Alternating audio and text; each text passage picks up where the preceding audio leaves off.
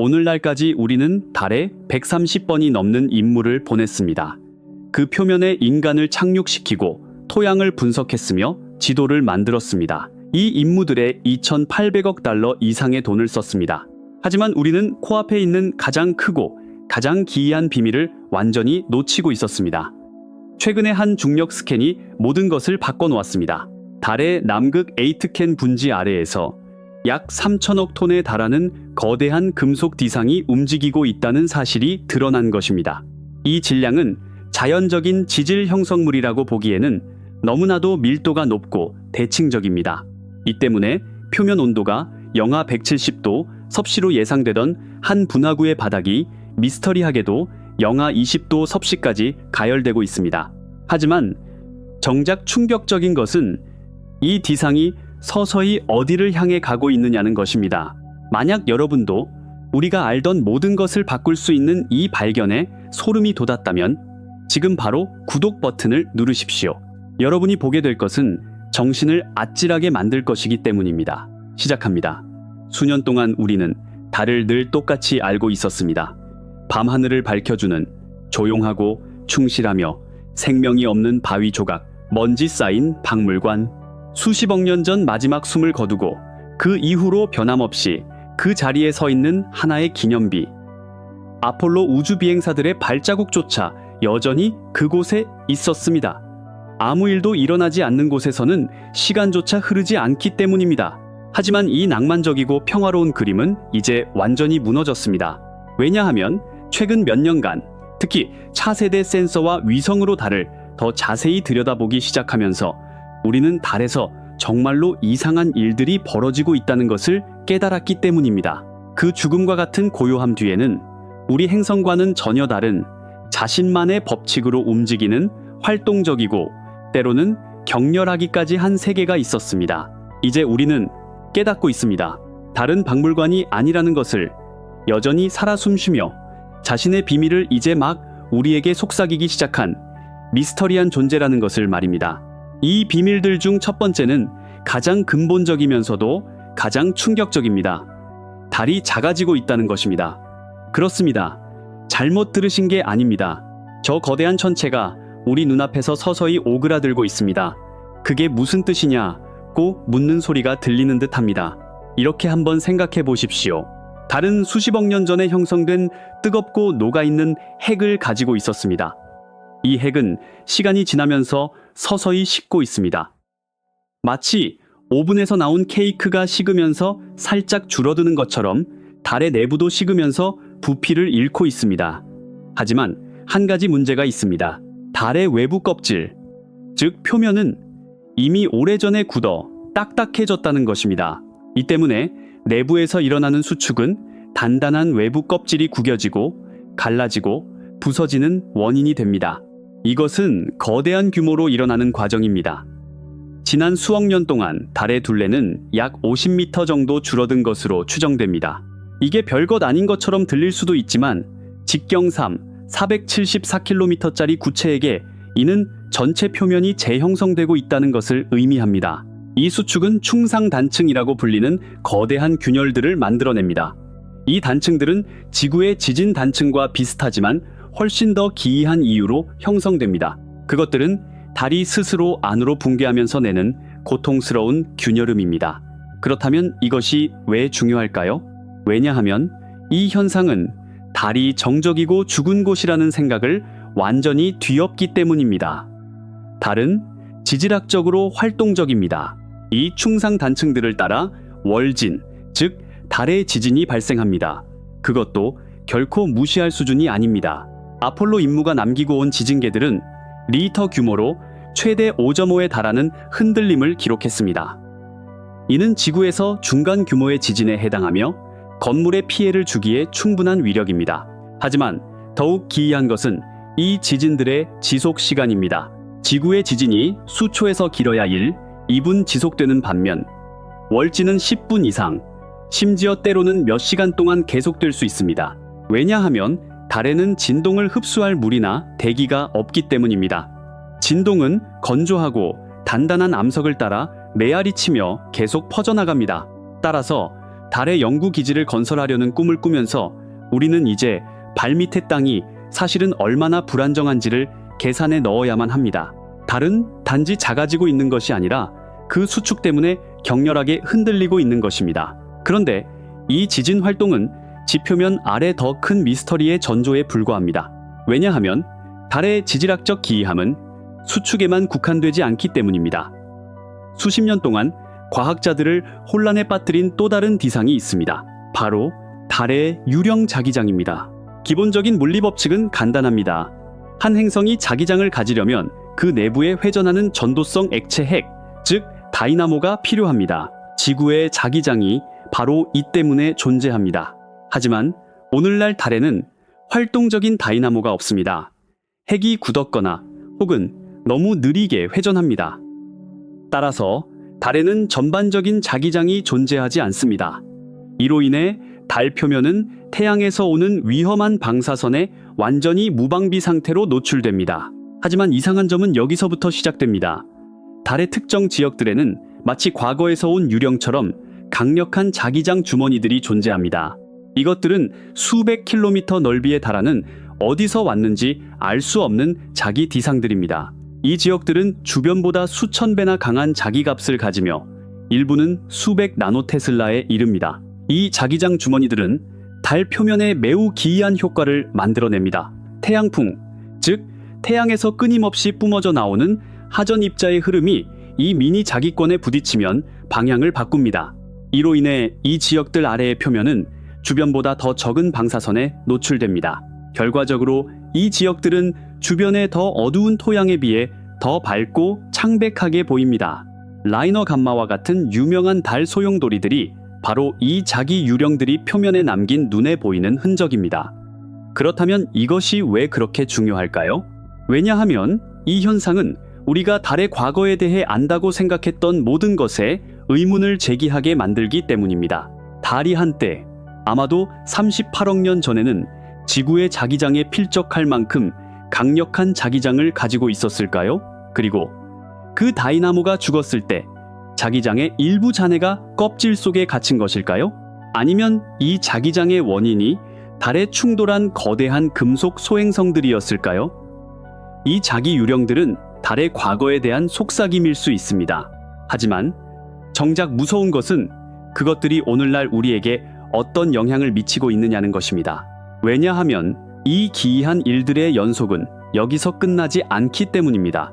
작아지고 흔들리고 자기 유령으로 가득 찬 세계. 하지만 아마도 가장 상상하기 힘든 발견은 달의 가장 기본적인 화학적 성질과 관련이 있습니다. 수십 년 동안 달은 건조함의 절대적인 상징이었습니다. 아폴로 임무에서 가져온 382kg의 암석과 토양 샘플은 거의 완벽하게 건조했습니다. 과학계는 달에 단 한 방울의 물도 없다고 확신했습니다. 하지만 이 생각 역시 지난 15년 동안 완전히 무너졌습니다. 이제 우리는 달에 물이 있다는 것을 압니다. 그것도 수십억 톤이나 말입니다. 하지만 이 물은 지구처럼 강이나 바다에 있는 것이 아닙니다. 훨씬 더 기이하고 손에 넣기 어려운 형태로 존재합니다. 달의 극지방에는 수십억 년 동안 단 한 줄기의 햇빛도 본 적이 없는 분화구들이 있습니다. 영구 음영지역으로 알려진 이 분화구들의 바닥은 우주에서 가장 추운 곳 중 일부입니다. 이곳의 온도는 영하 248도 섭씨까지 떨어집니다. 이는 명왕성 표면보다도 더 차갑습니다. 바로 이 얼어붙은 함정들 속에 수십억 년 전 혜성과 소행성들이 가져온 물이 단단한 얼음 형태로 갇혀 있습니다. 그렇다면 이 얼어붙은 물의 존재가 왜 그토록 중요한 기이함일까요? 왜냐하면 이것은 달을 미래 임무를 위한 주유소로 만들 뿐만 아니라 달에 활동적인 물의 순환이 있다는 것을 보여주기 때문입니다. 물론 이것은 지구처럼 비와 강으로 이루어진 순환이 아닙니다. 훨씬 더 느리고 유령 같습니다. 햇빛을 받는 지역의 토양에 묶여있던 개별 물 분자들이 낮의 열기로 표면에서 뛰어오릅니다. 그리고 대기가 없기 때문에 탄도 궤적을 그리며 수킬로미터 떨어진 곳으로 날아갑니다. 이 뛰어오르는 물 분자들 중 일부가 우연히 그 얼어붙은 차가운 분화구 중 하나에 떨어지면 그곳에 영원히 갇히게 됩니다. 즉, 달 표면에는 끊임없는 물 분자의 이동이 있습니다. 이는 달이 단순히 수동적인 물 저장고가 아니라 그 표면에서 매우 느리지만 지속적인 화학 활동이 계속되고 있음을 증명합니다. 줄어드는 구조, 지진, 자기 디상, 그리고 뛰어오르는 물 분자들, 이 모든 퍼즐 조각들이 하나로 모일 때 더욱 크고 불안한 질문이 떠오릅니다. 이 모든 기이함의 공통된 원인은 무엇일까요? 그 답은 달의 가장 어둡고 가장 추운 분화구들의 깊은 곳, 수십억 년 동안 햇빛을 보지 못한 지역에 있을지도 모릅니다. 그리고 그곳에 처음으로 착륙을 준비하는 임무들은 우리에게 물뿐만 아니라 달의 가장 근본적인 본성에 대해 우리가 알던 모든 것을, 그리고 이 발견들은 달의 가장 근본적인 본성에 대해 우리가 알던 모든 것을 바꿀 잠재력을 가지고 있습니다. 왜냐하면 이제 우리가 던지는 질문이 바뀌었기 때문입니다. 예전에는 달에 물이 있을까? 라고 궁금해했습니다. 이제 우리는 달은 왜 이렇게 이상할까? 라고 묻습니다. 이 새롭고 훨씬 더 깊은 질문들은 우리를 달 표면 아래에 있는 더욱 기이한 현실로 이끌고 있습니다. 이 현실 중 하나는 달의 가장 근본적인 정체성, 즉 그의 두 얼굴을 가진 본성에 기반합니다. 달은 우리에게 항상 같은 얼굴을 보여줍니다. 하지만 우리가 결코 볼 수 없는 어두운 면도 있습니다. 사실 어두운이라는 단어는 여기서 잘못된 표현입니다. 왜냐하면 그쪽 면도 우리에게 가까운 면처럼 똑같이 햇빛을 받기 때문입니다. 아마도 정확한 단어는 먼 쪽 또는 미스터리한 쪽일 것입니다.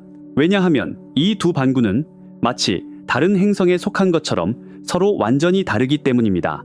이것이 바로 달의 가장 크고 오래된 디상, 즉 지질학적 조현병입니다. 우리를 바라보는 쪽은 거대하고 어둡고 매끄러운 마리아, 즉 바다들로 덮여 있습니다.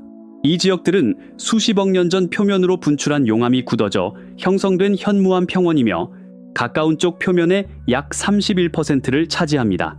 하지만 달의 먼 쪽으로 넘어가면 이 바다들은 거의 완전히 사라집니다. 먼 쪽의 단 1%만이 이 매끄러운 용암 평원으로 덮여 있습니다. 나머지는 온통 분화구로 가득 차 있으며 더 울퉁불퉁하고 훨씬 더 오래된 지각 구조를 보여줍니다. 이것은 단지 시각적인 차이가 아닙니다.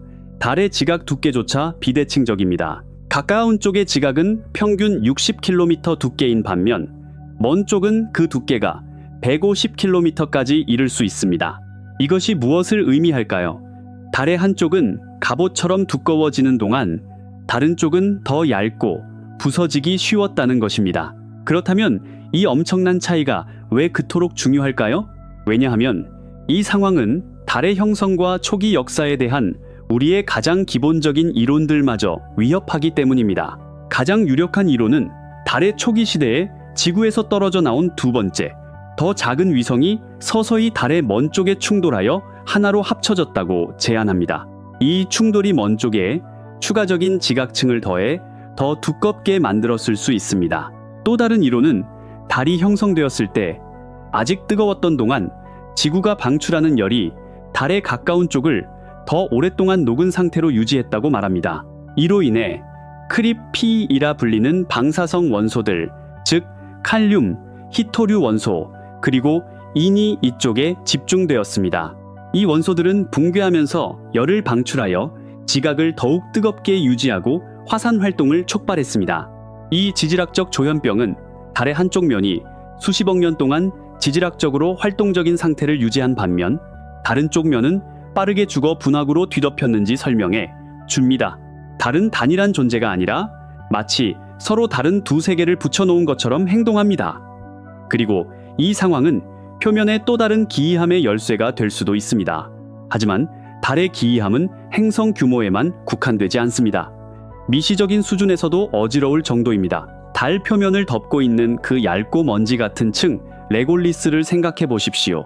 아폴로 우주 비행사들은 이 먼지를 혐오했습니다. 왜냐하면 이것은 지구의 해변 모래처럼 부드럽고 둥근 입자들로 이루어져 있지 않기 때문입니다. 달의 먼지는 수십억 년 동안 끊임없이 쏟아지는 미세 운석 충돌로 부서진 암석에 날카롭고 거칠며 미세한 유리 파편들입니다. 이 먼지 입자들의 크기는 10에서 100마이크로미터이며 대기나 물에 의해 마모되지 않았기 때문에 칼날처럼 날카롭습니다.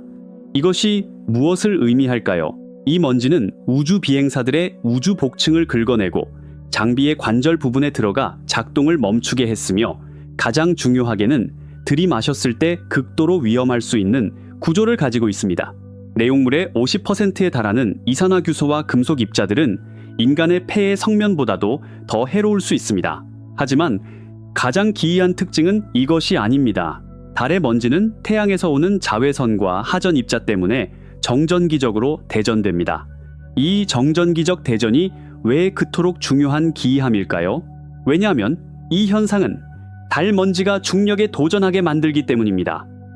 달에서 일출과 일몰 시간 동안 이 대전된 먼지 입자들은 표면에서 수 센티미터, 심지어 때로는 1미터까지 떠오릅니다.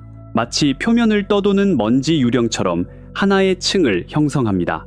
서베이어 임무에 의해 처음으로 사진 찍힌 이 지평선 빛은 달 표면에 우리가 이해하는 의미의 대기는 없지만 끊임없이 움직이는 먼지 대기가 있다는 것을 보여줍니다.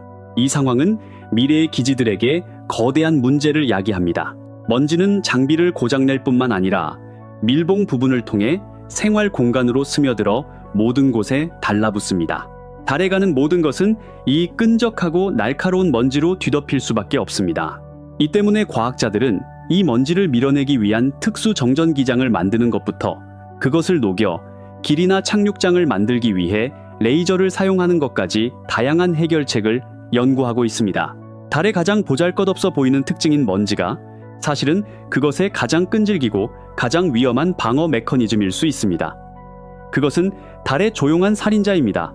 작아지는 세계, 흔들리는 땅, 유령 자기장, 뛰어오르는 물 분자, 두 얼굴의 지형, 그리고 모든 곳에 달라붙는 날카로운 먼지. 이 모든 디상들은 달이 우리가 생각했던 것보다 훨씬 더 복잡하고 역동적인 곳임을 증명합니다.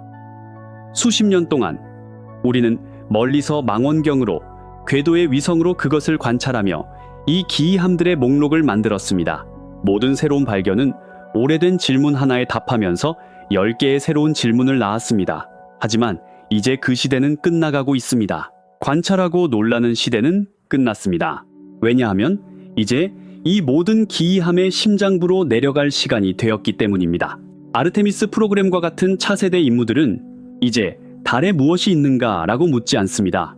그 대신 달은 왜 이런가? 라는 질문에 답을 찾기 위해 길을 떠납니다. 이제 우리는 이론의 시대를 닫고 증거의 시대를 엽니다. 왜냐하면 아르테미스 우주 비행사들이 발을 디딜 그 남극 분화구들은 단지 얼어붙은 물뿐만 아니라 이 모든 기이함들을 서로 연결하는 열쇠 그 자체를 숨기고 있을 수 있기 때문입니다. 그리고 그 열쇠를 찾기 위해 내딛는 첫걸음은, 그리고 그 첫걸음은 우리를 이론의 안락한 영역에서 벗어나 데이터의 무자비한 현실로 내던졌습니다. 이제 우리는 속삭임이 아닌 지진계의 비명과 레이더 데이터의 차가운 숫자, 그리고 고해상도 이미지에 부인할 수 없는 증거들과 마주합니다. 여기 그 발견들이 있습니다. 그리고 그 하나하나는 달에 대한 우리의 평온한 동화를 산산조각 냅니다. 첫 번째 충격은 달이 능동적으로 스스로를 파괴하고 있다는 사실이었습니다. 이것은 이론이 아니었습니다. 이것은 측정값이었습니다. 나사의 달 정찰 궤도선 LRO는 10년 이상 달 표면을 이전에는 볼 수 없었던 정밀도로 지도화하고 있습니다. 그리고 이 지도들에서 있어서는 안 될 것이 나타났습니다. 수천 개의 작고 새로운 단층선들, 균열들. 이 균열들은 달의 지각이 수축하며 부서지고 있음을 보여주었습니다. 하지만 진짜 충격은 이 단층들이 무작위가 아니었다는 점입니다. 1969년과 1977년 사이에 아폴로 임무의 지진계들이 기록했던 가장 강력하고 가장 얕은 월진들의 진앙이 바로 이 새롭게 발견된 단층선들 위에 정확히 위치했습니다. 이것은 우연일 수 없었습니다. 달은 단지 작아지고 있는 것이 아니라 능동적으로 흔들리고 있었습니다. 그것도 격렬하게 말입니다. 그 지진 중 하나는 리히터 규모 5.5에 달했습니다. 이것이 만약 지구에서 일어났다면 건물에 손상을 입힐 만한 진동이었습니다. 그리고 이 진동은 10분 이상 지속되었습니다. 달의 건조하고 단단한 구조가 에너지를 종처럼 울리게 만들었던 것입니다. 이 상황이 불가능해 보였던 데에는 이유가 있었습니다. 왜냐하면 달은 작은 천체이기 때문입니다. 표면적은 아프리카 대륙보다 약간 더 큽니다. 이렇게 작은 천체는 수십억 년 전에 지질학적 열을 모두 잃었어야 했습니다. 돌처럼 차갑게 식었어야 했습니다. 하지만 식지 않았습니다. 여전히 내부에서부터 수축할 만큼 뜨거운 심장을 가지고 있었고, 이 수축이 표면을 사과 말랭이처럼 구기며 부수고 있었습니다. 과학자들은 이 데이터를 보고 처음에는 믿을 수 없었습니다. 이것은 죽었다고 생각한 환자가 영안실에서 갑자기 기침하는 것과 같았습니다. 달이 지질학적으로 활동적이라는 생각은 이제 추측이 아닌 부인할 수 없는 데이터가 되었습니다. 하지만 이 흔들림은 표면 아래에 훨씬 더 큰 기이함의 서곡에 불과했습니다. 두 번째이자 더 깊은 충격은 달의 가장 어두운 분화구들에서 왔습니다. 그 영구 음영 지역들, 수십억 년 동안 단 하나의 광자도 닿지 않은 그 얼어붙은 지옥들. 수년 동안 우리는 그곳이 단지 얼어붙은 물, 즉 HEO 얼음만 있을 것이라고 생각했습니다. 하지만 LRO의 라이먼 알파 매핑 프로젝트 LAMP 장비가 이 분화구 바닥에서 반사되는 희미한 별빛을 분석했을 때 아무도 그 결과에 대비하지 못했습니다. 그곳에는 물만 있는 것이 아니었습니다. 그곳에는 암모니아, 이산화탄소, 메탄, 심지어 수은과 같은 얼어붙은 상태의 수많은 휘발성 물질들이 있었습니다. 이 물질들은 그곳에 있어서는 안 되었습니다. 왜냐하면 달의 약한 중력과 대기 부재 때문에 이 가벼운 화합물들은 수십억 년 전에 우주로 날아갔어야 했기 때문입니다. 하지만 날아가지 않았습니다. 그들은 거기에 있었습니다. 영하 248도, 섭씨의 얼어붙은 온도 속에서 화학적 유령처럼 갇혀 있었습니다. 그 양은 어마어마했습니다. 물 얼음만 해도 수십억 톤이 있을 것으로 추정됩니다. 이는 전 인류의 물 수요를 수천 년 동안 충족시킬 수 있는 양입니다. 이것이 왜 그토록 큰 충격이었을까요? 왜냐하면 이 분화구들은 얼음 창고가 아니라 태양계 초기 시절의 완벽한 타임캡슐이었기 때문입니다. 40억 년 전 지구와 달에 생명의 구성 요소를 가져온 혜성들의 화학적 지문이 그곳에 훼손되지 않은 채로 남아 있었습니다. 이것은 이집트 무덤에서 상형 문자를 발견하는 것과는 다릅니다. 이것은 그 무덤에서 살아있는 파라오와 대화하는 것과 같습니다. 이 휘발성 물질들의 존재는 달이 물뿐만 아니라 로켓 연료 메탄에서 비료 암모니아에 이르기까지 미래 식민지가 필요로 할 모든 종류의 원자재를 보유하고 있음을 증명했습니다. 하지만 동시에 달이 이 물질들을 어떻게 포획하고 보존했는지에 대해 우리가 전혀 아는 바가 없다는 사실을 우리 얼굴에 내던졌습니다. 물리법칙은 그것들이 이미 오래전에 사라졌어야 한다고 말했지만 달은 그것들을 어떻게든 숨겨왔습니다. 그리고 이제 결정타가 나옵니다. 가장 불가능한 발견.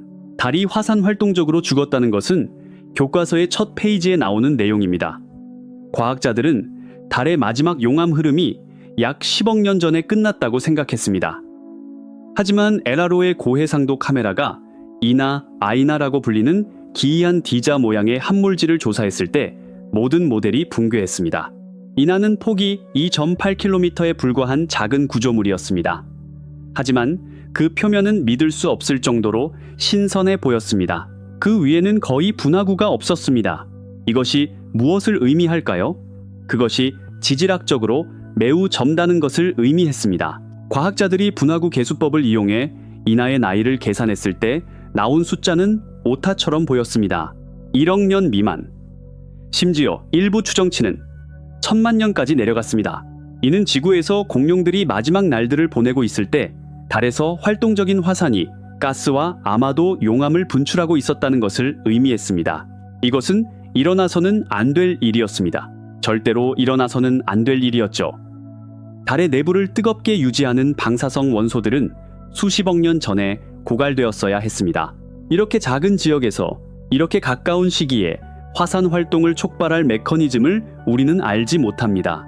이나와 그와 같이 발견된 70개 이상의 불규칙한 마레 지형은 우리가 달의 내부 역학에 대해 알고 있는 모든 것에 도전합니다. 이것은 집 지하실에서 증조 할아버지가 200년 전에 꺼졌다고 생각했던 난로가 여전히 희미하게 타고 있는 것을 발견하는 것과 같습니다. 이 발견은 과학계에 너무나 큰 충격을 주어 일부는 이것이 일종의 가스 분출일 뿐 실제 용암 흐름이 아니라고 주장했습니다. 하지만 무엇이든 간에 이는 달이 내부적으로 아직 죽지 않았으며 예상치 못한 순간에 예상치 못한 장소에서 생명의 징후를 보이고 있음을 증명했습니다. 스스로를 파괴하는 지각, 수십억 년의 화학적 비밀을 간직한 얼어붙은 지옥, 그리고 공룡 시대에 불가능할 정도로 젊은 화산들. 이 발견들은 서로 독립된 디상들이 아닙니다. 모두 같은 방향을 가리키는 것 같습니다. 그렇다면 이 데이터들을 어떻게 설명해야 할까요? 이렇게 다르고 기이한 사건들을 하나로 묶는 공통된 메커니즘이 있을 수 있을까요? 아마도 그 답은 이 발견들 자체에 있는 것이 아니라 그것들이 달 표면에 만들어낸 훨씬 더 크고 더 신비로운 패턴에 숨겨져 있을 것입니다. 그리고 그 패턴은 달의 가장 기이한 비밀, 즉 왜 그것이 그토록, 그리고 그 패턴은 달이 왜 그토록 다른지를 설명합니다.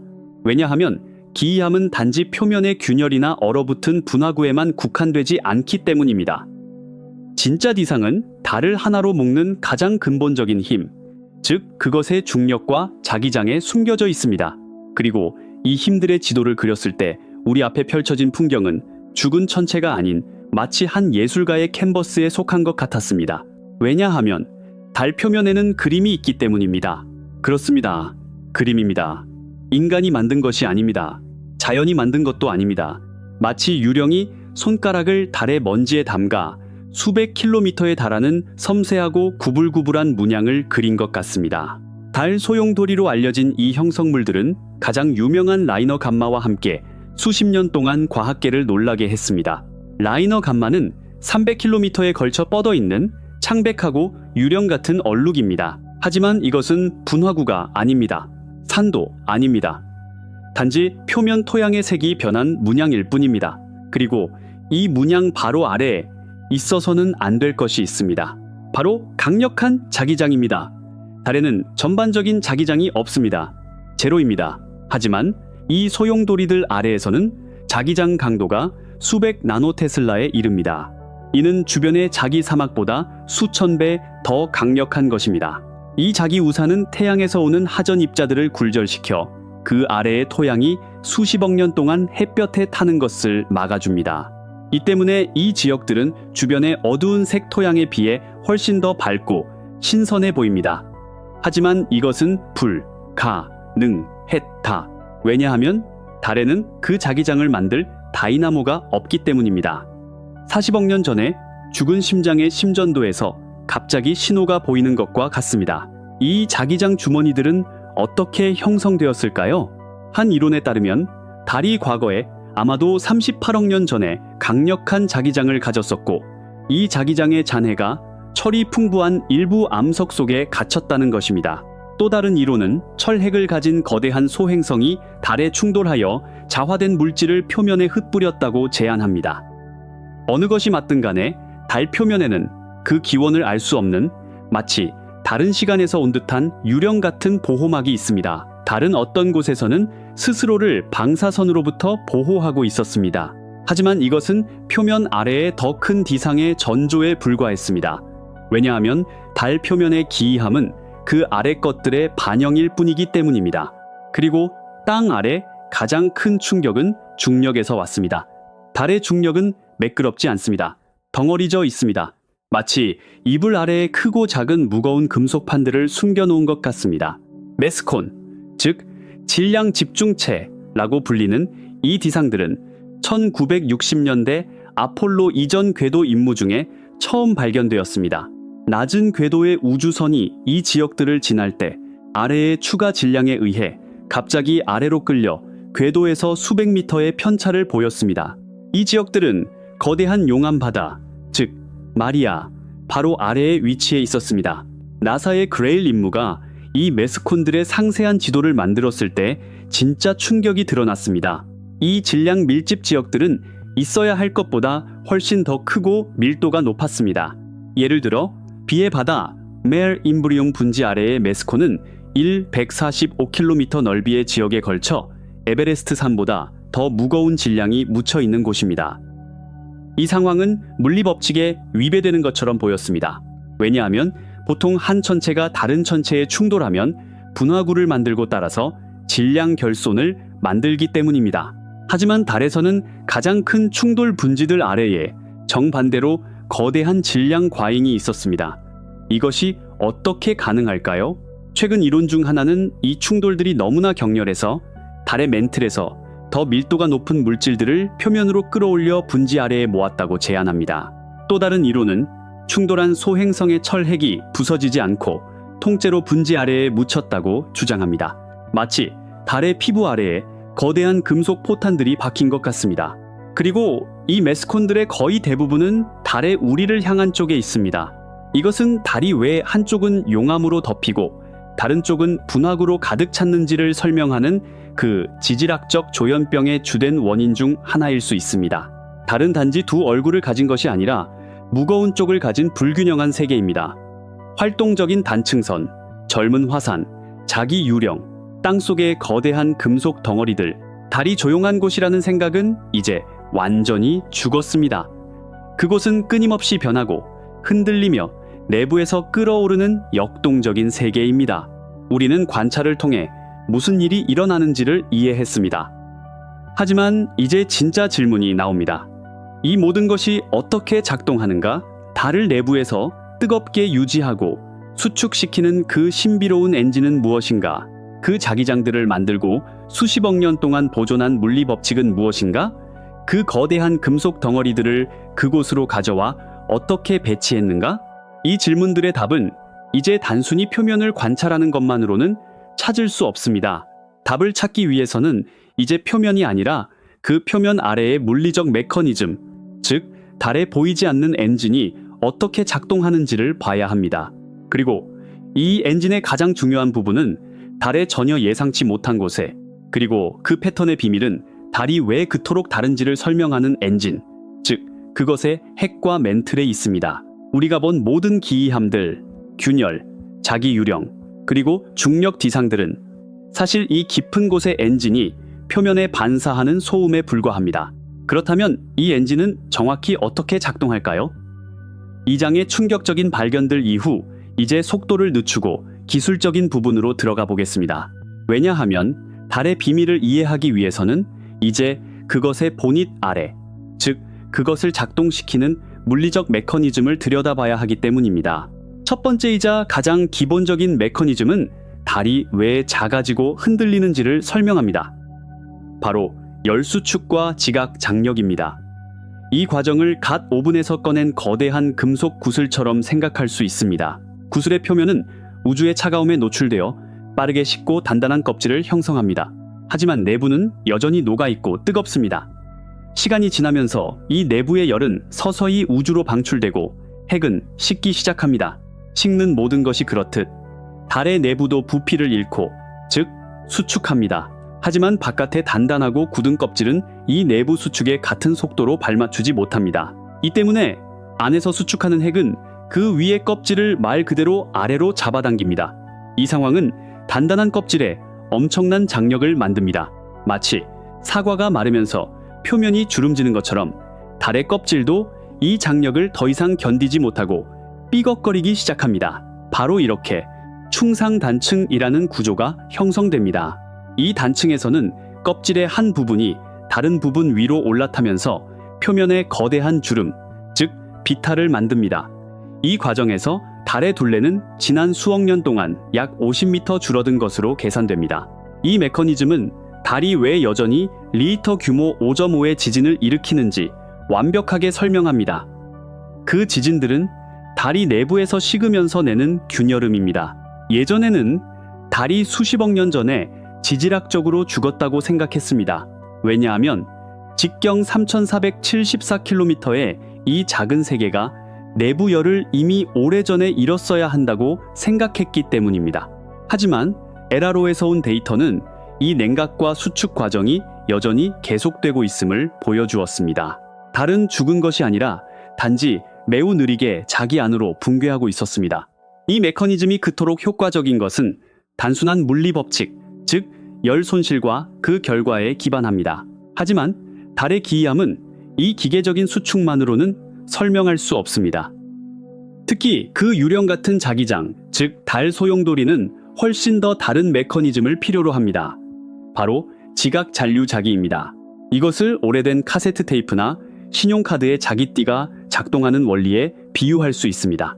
소리나 데이터는 자기 헤드에 의해 띠 위에 작은 철 입자들이 특정 방향으로 정렬되면서 기록됩니다.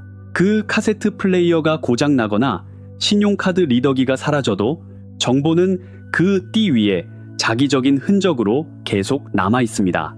달에서 일어난 일도 바로 이것이었습니다. 약 40억 년 전 달도 지구처럼 액체 철 핵과 이 핵의 회전으로 만들어진 다이나모를 가지고 있었습니다. 이 다이나모는 행성을 감싸는 강력한 자기장을 만들었습니다. 그 시기에 표면에 화산 폭발로 흘러나온 용암은 철과 티타늄처럼 자화될 수 있는 광물을 포함하고 있었습니다. 이 뜨거운 용암이 흐를 때 그 안에 이 작은 금속 바늘들은 당시의 전 지구적 자기장 방향에 따라 스스로를 정렬했습니다. 용암이 식어 굳었을 때 이 정렬은 암석 안에 영원히 잠겼습니다. 약 35억 년 전 달의 다이나모가 멈추고 전 지구적 자기장은 사라졌습니다.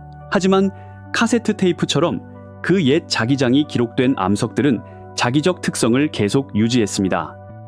오늘날 우리가 라이너 감마와 같은 소용돌이 지역을 측정할 때 수백 나노테슬라에 이르는 이 강력한 자기장들은 바로 그 고대 세계의 자기 화석들입니다. 예전에는 다이나모가 없으면 자기장도 없다고 말했습니다. 하지만 이제 우리는 달의 지각이 수십억 년 전에 자기 기억을 저장하는 거대한 하드디스크처럼 작동한다는 것을 이해합니다. 이 메커니즘은 한 행성이 자기장 없이도 강력한 국지적 자기장을 가질 수 있음을 증명하며 행성 과학에 대한 우리의 이해를 근본적으로 바꾸었습니다. 그렇다면 달의 그 무거운 쪽은 어떨까요? 그 거대한 메스콘, 즉 질량 집중체 뒤에 메커니즘은 무엇일까요? 이 질문의 답은 나사의 크레일 임무의 놀라운 정밀도 덕분에 밝혀졌으며 그 이름은 바로 멘틀 상승과 충돌 주입입니다. 이 메커니즘을 이해하기 위해 매우 빠른 속도의 강철 구슬이 층층이 쌓인 탄도젤 블록에 충돌하는 것을 상상해 보십시오. 구슬은 바깥층을 뚫고 지나가지만 에너지가 완전히 흡수되기 전에 멈추고 블록 안에 남습니다. 동시에 충격의 쇼크로 블록의 더 깊고 밀도가 높은 층들이 위로 솟아올라 표면 근처에 모입니다. 달에서 일어난 일도 바로 이것이었습니다. 약 39억 년 전 후기 대폭격기 동안 달에는 수백 킬로미터 직경의 거대한 소행성들이 충돌했습니다. GRAIL 데이터는 이 충돌들이 단순히 구멍을 내고 만 것이 아님을 보여주었습니다. 첫째, 만약 충돌한 소행성이 충분히 크고 밀도가 높다면 그것의 금속 핵은 부서지지 않고 달 지각을 뚫고 멘틀 상부의 포탄처럼 박혔습니다. 둘째, 그리고 더 흔한 경우는 충돌이 만든 거대한 충격파가 달의 덜 밀도 높은 지각을 증발시키고 그 아래에 더 밀도 높은 멘틀 물질이 마치 물웅덩이에 돌을 던졌을 때 물이 위로 튀는 것처럼 위로 상승하게 만들었습니다. 그 후 이 거대한 분지가 수백만 년 동안 화산 용암으로 채워질 때 이 추가적인 고밀도 물질 위에 층층이 현무암이 더해졌습니다. 결과는 충돌이 만든 질량 결손 대신 정반대의 거대한 질량 과잉이었습니다. 그라일 위성들은 이 지역들을 지날 때 그들 사이의 거리가 마이크론 수준으로 변하는 것을 측정하여 이 질량 지도를 만들었습니다.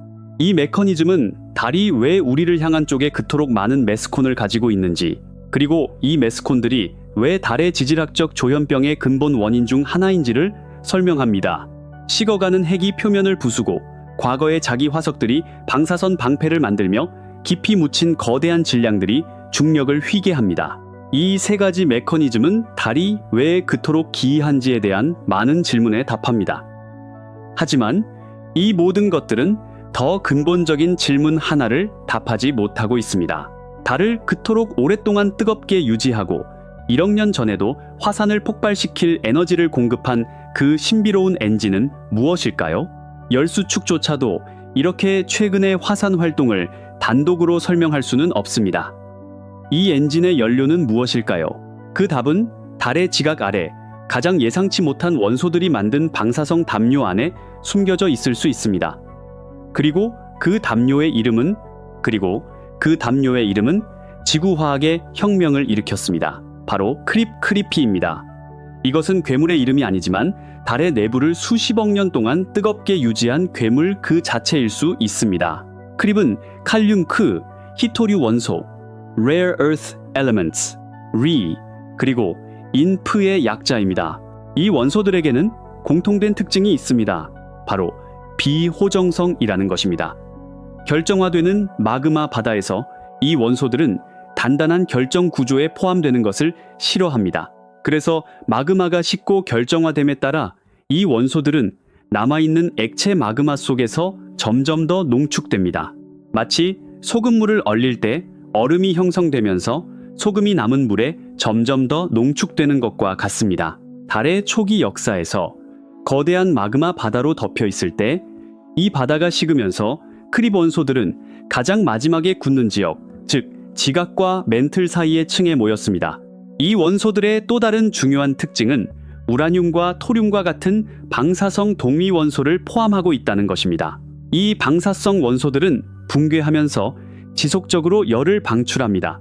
따라서 크립이 풍부한 이 층은 달의 멘틀 아래에서 마치 전기 담요와 같은 역할을 합니다. 이 담요는 수십억 년 동안 서서히 열을 방출하여 달의 내부가 완전히 식는 것을 막았습니다. 달의 직경이 단 3,474km에 불과함에도 불구하고 이나 INA와 같이 1000만 년 전에도 화산 활동을 보일 수 있었던 에너지원은 바로 이 크립 담요입니다. 그것은 달의 지질학적 수명을 예상보다 수십억 년 더 길게 만든 숨겨진 히터입니다. 예전에는 달의 내부열이 단지 형성 당시의 잔열이라고 생각했습니다. 하지만 크립 메커니즘은 달이 자체적으로 느리게 타지만 지속적인 핵 반응로를 가지고 있음을 보여주었습니다. 이 메커니즘은 달이 왜 지구에 비해 훨씬 더 오랫동안 지질학적으로 활동적이었는지, 그리고 왜 이 활동이 특히 달의 우리를 향한 쪽에 집중되었는지를 설명합니다. 왜냐하면 지구의 인력 효과가 이 크립이 풍부한 마지막 마그마가 그쪽에 모이게 했을 수 있기 때문입니다. 하지만 이 방사성 담요만으로는 달 표면의 그 유령 같은 물순환과 얼어붙은 분화구에 있는 수십억 톤의 얼음의 존재를 설명할 수 없습니다. 이 물은 어떻게 그곳에 갔고, 더 중요하게는 어떻게 거기에 남아있을 수 있었을까요? 답은 두 가지 다른 메커니즘의 복잡한 춤에 있습니다. 바로 태양풍 주입과 탄도 도약입니다. 먼저 물의 근원을 살펴보겠습니다. 그렇습니다. 혜성과 소행성들은 수십억 년 동안 달에 물을 가져왔습니다. 하지만 이것이 유일한 근원은 아닙니다. 훨씬 더 지속적이고 놀라운 물 생산 메커니즘이 있습니다. 태양풍은 태양에서 우주로 끊임없이 뿜어져 나오는 양성자, 즉 수소핵으로 이루어져 있습니다. 이 양성자들은 대기가 없는 달 표면의 흙, 즉 레골리스의 시속 160만 킬로미터의 속도로 충돌합니다. 달의 흙은 45%가 산소를 포함한 규산염 광물로 이루어져 있습니다. 이 고에너지 양성자들은 레골리스 안으로 말 그대로 주입되어 그곳의 산소 원자들과 결합하여 수산기 OH와 최종적으로 물 HO 분자를 만듭니다. 즉, 다른 태양풍을 이용하여 지속적으로 자신의 물을 생산합니다. 이것은 이론이 아닙니다. 인도의 찬드라얀 1호와 나사의 M3 장비는 달의 햇빛이 비치는 표면에서조차 이 물 분자들의 존재를 분광학적으로 증명했습니다. 하지만 이 물은 그곳에 머물지 않습니다. 달의 낮 기온이 127도 섭씨에 도달하면 이 새로 형성된 물 분자들은 표면에서 뛰어오릅니다. 바로 여기서 탄도 도약 메커니즘이 작동합니다.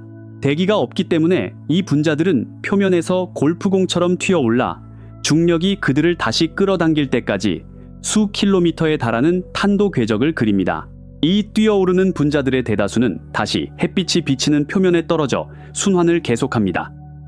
하지만 운 좋게도 그 분자들 중 하나가 극지방의 영하 248도의 영구 음영 분화구에 떨어지면 그곳이 그의 마지막 정류장이 됩니다. 마치 차가운 덫에 걸린 벌레처럼 물 분자는 그 얼어붙은 바닥에 즉시 달라붙어 다시는 탈출할 수 없습니다. 수십억 년 동안 이 뛰고 잡기 메커니즘은 극지방의 분화구에 수십억 톤의 물 얼음을 축적했습니다. 예전에는 물이 외부에서만 온다고 생각했지만 이 메커니즘은 다리물 생산자이자 동시에 능숙한 물 수집가임을 보여주었습니다. 이 메커니즘들은 달의 내부를 뜨겁게 유지하는 엔진, 표면의 물의 근원과 축적을 설명합니다. 하지만 달의 아마도 가장 기이한 특징인 그 지질학적 조현병, 즉 두 얼굴 사이의 거대한 차이를 무엇이 설명할까요? 왜 우리를 향한 면은 매끄러운 용암 바다로 덮여 있고 먼 쪽은 분화구로 가득한 지옥일까요? 답은 크립 담요와 메스콘의 조합에서 비롯된 또 다른 메커니즘에 있습니다. 바로 비대칭 열 흐름과 지각 두께입니다. 달이 형성되었을 때 지구의 중력 잠김에 걸려 우리에게 항상 같은 면을 보여주기 시작했습니다. 그 당시 지구와 달은 모두 훨씬 더 뜨거웠습니다. 지구는 거대한 라디에이터처럼 달의 자신을 향한 면을 지속적으로 데웠습니다. 이 추가적인 열은 가까운 쪽이 먼 쪽보다 더 느리게 식게 만들었습니다.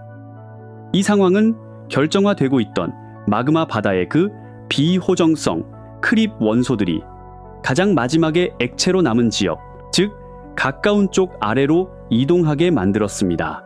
그래서 방사성 열원인 그 크립 담요는 달에 가까운 쪽에 훨씬 더 두껍고 밀집하게 되었습니다. 수십억 년 동안 이 비대칭 담요는 가까운 쪽 아래의 멘트를 지속적으로 뜨겁게 유지했습니다.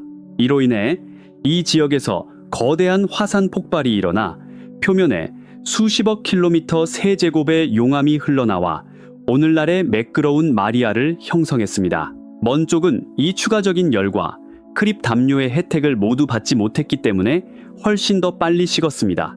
지각이 두꺼워지고 화산 활동이 빠르게 멈췄으며 표면은 수십억 년간의 소행성 폭격의 흔적인 분화구로 뒤덮였습니다. 이 메커니즘은 60km의 얇은 가까운 쪽 지각과 150km에 달하는 두꺼운 먼 쪽 지각 사이의 차이도 설명합니다.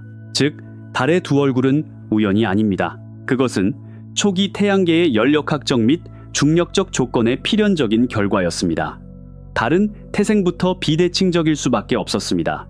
내부에서 타는 엔진, 자신의 물을 생산하는 공장, 그리고 태생적으로 두 얼굴을 가진 캐릭터.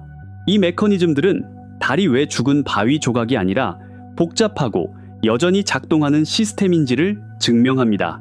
각 부분은 다른 부분을 에키리에렉, 달을 오늘날 우리가 보는 그 기이하고 역동적인 세계로 변화시킵니다. 하지만 정작 흥미진진한 것은 이 메커니즘들이 단지 과거를 설명하는 것이 아니라 미래를 형성한다는 것입니다. 왜냐하면 이 활동적인 과정들은 달 표면에 인류의 다음 거대한 도약을 위한 거대한 기회와 치명적인 위험을 동시에 만들어내기 때문입니다. 그리고 이제 아르테미스 프로그램을 통해 우리는 그 위험과 기회의 바로 심장부, 즉 달의 남극으로 가고 있습니다. 이제 질문은 어떻게 작동하는가가 아닙니다. 질문은 이것입니다. 우리가 그곳에 착륙했을 때 이 메커니즘들이 우리를 죽이려 할지 아니면 살리려 할지를 결정하는 궁극적인 요인은 무엇일까요? 그리고 그 극지 분화구에 얼어붙은 어둠 속에서 이 복잡한 수수께끼의 마지막 조각을 찾았을 때, 그리고 그 극지 분화구에 얼어붙은 어둠 속에서 이 복잡한 수수께끼의 마지막 조각을 찾았을 때 인류 역사의 가장 위대한 정점에 도달할 것입니다. 왜냐하면 우리는 더 이상 관찰만 하지 않기 때문입니다. 더 이상 이론만 만들지 않습니다. 인류는 반세기의 공백 끝에 그 창백한 푸른 점을 떠나 다른 세계에 발을 디디러 가고 있습니다. 달의 남극으로 말입니다. 3장의 차분하고 분석적인 속도는 끝났습니다. 이제 심장 박동을 높이십시오. 왜냐하면 우리는 정점에 도달했기 때문입니다. 이것은 단지 우주 임무가 아닙니다. 이것은 우리 종의 생존 투쟁, 별을 향한 열망, 그리고 가장 중요하게는 그 끝없는 어둠에 맞서 우리가 피운 그 작은 호기심의 불꽃이 펼치는 가장 장대한 순간입니다. 지금 최대 속도로 나아갑니다. 왜냐하면 달의 비밀은 더 이상 우리를 기다려주지 않기 때문입니다. 첫 번째 장대한 순간, 날짜는 2023년 8월 23일. 장소는 달의 남극에서 100km 떨어진 이름 없는 분화구, 인도의 찬드라얀 3 임무는 불가능을 성공시키고 있었습니다. 역사상 처음으로 우주선이 달의 그 거칠고 미개척이며 위험한 남극에 성공적으로 착륙하고 있었습니다. 그보다 불과 며칠 전 러시아의 루나 25는 같은 지역에 착륙하려다 산산조각 났습니다. 하지만 찬드라얀 3는 해냈습니다. 그리고 그 순간 우주 경쟁의 규칙이 다시 쓰였습니다. 이것은 단지 기술적인 성공이 아니었습니다. 이것은 지정학적 지진이었습니다. 예산은 단 7,500만 달러였습니다. 이는 할리우드 영화 인터스텔라의 예산 절반에도 미치지 못하는 금액이었습니다. 이것은 역사상 가장 저렴하고 가장 효율적인 행성 간 임무였습니다. 인도는 미국, 러시아, 중국이 지배하던 그 특별한 클럽의 문을 발로 차고 들어가 달에 연착륙한 4번째 국가가 되었습니다. 하지만 더 중요한 것은 이것을 남극에서 성공시킨 최초이자 유일한 국가로 역사에 기록되었다는 것입니다. 그 착륙은 단지 탐사선 하나가 표면에 내려앉은 것이 아니었습니다. 그것은 우주 탐사가 더 이상 초강대국들의 독점물이 아니며 끈기, 지성, 그리고 비용 효율적인 공학 기술만 있다면 어느 나라든 별에 닿을 수 있다는 것을 증명하는 선언문이었습니다. 과학계는 열광했습니다. 왜냐하면 이 저렴하지만 천재적인 임무는 단지 깃발을 꽂는 데 그치지 않고 수십억 달러 규모의 아르테미스 프로그램조차 아직 해내지 못한 일을 해냈기 때문입니다. 바로 그 신비로운 땅에 직접 닿은 것입니다. 하지만 닿는 것은 한 가지였습니다. 진정한 기적은 그들이 발견한 것이었습니다. 착륙 불과 며칠 후 프라그얀이라는 이름의 그 작고 6바퀴 달린 로버는 레이저 유도 플라즈마 분광기 립스를 작동시켰습니다. 그리고 그 순간 달에 관한 화학 교과서는 다시 쓰여야 했습니다. 프라그얀은 달 토양에서 처음으로 황의 존재를 확실하게 증명했습니다. 확실하게, 의심의 여지 없이 말입니다. 이것이 왜 그토록 중요했을까요? 왜냐하면 이전의 궤도 임무 장비들은 황의 존재를 암시했지만 이처럼 명확한 신호를 얻지는 못했기 때문입니다. 황은 화산 활동과 행성 형성 과정의 핵심 지표입니다. 하지만 프라그얀은 멈추지 않았습니다. 알루미늄을 발견했습니다. 칼슘을 발견했습니다. 철, 크롬, 티타늄, 망간, 규소, 산소, 모든 것이 거기에 있었습니다. 하지만 가장 큰 질문은 수소의 존재였습니다. 즉, 물의 핵심 구성 요소 말입니다. 프라그얀의 장비는 직접 물을 찾도록 설계되지 않았지만 황과 다른 원소들의 이 풍부함은 그 지역에 물 얼음이 존재할 가능성을 엄청나게 높였습니다. 이것은 수십 년간 이어진 논쟁을 종식시키는 증거였습니다. 달 토양은 단지 죽은 먼지 더미가 아니라 복잡하고 잠재적으로 유용한 원소들로 가득 찬 화학 실험실이었습니다. 이것은 현지 자원 활용 ISRU이 더 이상 공상과학 소설의 꿈이 아니라 현실 그 자체임을 증명했습니다. 그 흙에서 물, 산소, 심지어 건설 자재까지 생산할 수 있었습니다. 찬드라얀 3는 달을 단지 목적지에서 우주 깊은 곳으로 나아가는 문 하나의 디딤돌로 바꾸었습니다. 그리고 이제 진짜 폭풍이 몰아칩니다. 나사의 아르테미스 프로그램. 이것은 아폴로의 후속작이 아닙니다. 이것은 스테로이드를 맞은 아폴로입니다. 아폴로는 단 3일간의 짧은 방문이었습니다. 하지만 아르테미스는 영구적으로 머물기 위해 갑니다. 기지를 건설하기 위해서입니다. 그리고 이 기지가 건설될 곳은 이 모든 기이함이 교차하는 지점, 바로 달 남극의 쉐클턴 분화구 가장자리입니다. 왜 그곳일까요? 왜냐하면 그곳은 우주에서 가장 기이하고 가장 가치 있으며 가장 위험한 부동산이기 때문입니다. 쉐클턴은 폭 21km, 깊이 4.2km의 거대한 구덩이입니다. 그랜드 캐니언보다 더 깊습니다. 그리고 그 분화구 가장자리의 일부 지점들은 거의 끊임없이 햇빛을 받습니다. 이는 영원한 빛의 봉우리로 알려진 현상입니다. 이것은 태양 전지판에게 무한한 에너지를 의미합니다. 하지만 그 가장자리에서 불과 몇 걸음만 내려가면 절대적인 어둠과 얼어붙는 추위 속에 있게 됩니다. 분화구 바닥은 수십억 년 동안 단 하나의 광자도 본 적이 없습니다. 온도는 영하 248도 섭씨입니다. 바로 그 영원한 밤과 영원한 추위가 수십억 년 동안 그곳에 내린 물 얼음을 축적했습니다. 아르테미스의 목표는 바로 이것입니다. 무한한 에너지가 있는 곳에 착륙하여 불과 몇 미터 떨어진 무한한 물 공급원에 접근하는 것. 이것은 달에서 천국과 지옥이 나란히 있는 유일한 장소입니다. 이 때문에 아르테미스 3호 임무를 위해 지정된 13개의 잠재적 착륙 지점 모두가 이 분화구의 6도 위도선 내에 위치합니다. 이것은 역사상 가장 집중되고 가장 대담한 탐사 계획입니다. 하지만 이 계획은 상상할 수 없는 공학과 기술을 요구합니다. 왜냐하면 그 지역은 달의 나머지 부분과 다르기 때문입니다.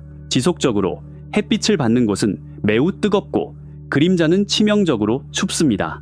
이 열 충격은 장비에겐 악몽입니다.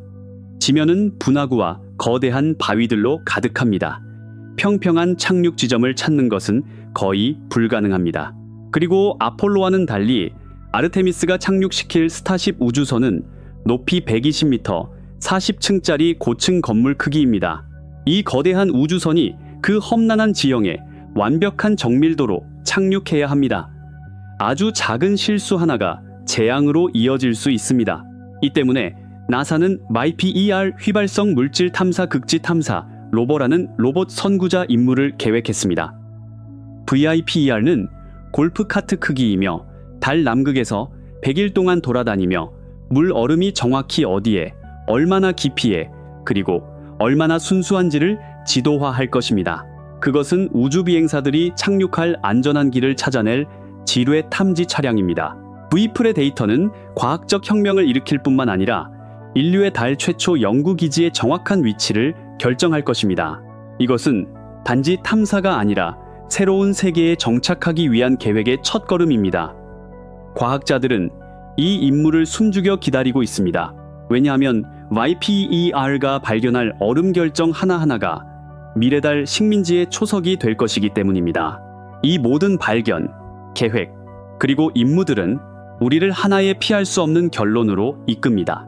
작아지고 흔들리고 자기 유령으로 가득하며 두 얼굴을 가졌고 물이 풍부한 이 세계는 더 이상 단순한 천체가 아닙니다. 그것은 인류의 다음 놀이터입니다. 그리고 이 게임에는 과학적 발견만 있는 것이 아닙니다. 거대한 경제가 있습니다. 달의 물은 단지 마시기 위한 것이 아닙니다. 그것은 수소와 산소로 분해되어 우주선을 위한 로켓 연료로 전환될 수 있습니다. 달에 설립될 주유소는 지구의 중력 우물에서 연료를 운반하는 비용을 없애 화성 및 그 너머로의 여정을 수천 배 더 저렴하게 만들 수 있습니다. 모건 스탠리와 같은 금융 거물들은 우주 경제가 2040년까지 1조 달러를 넘어설 것으로 예측합니다. 그리고 이 경제의 중심에는 달이 있을 것입니다. 중국은 국제 달 연구기지를 건설하기 위해 러시아와 합의했습니다. 미국은 아르테미스 협정을 통해 12개 이상의 국가를 자기 편으로 끌어들였습니다.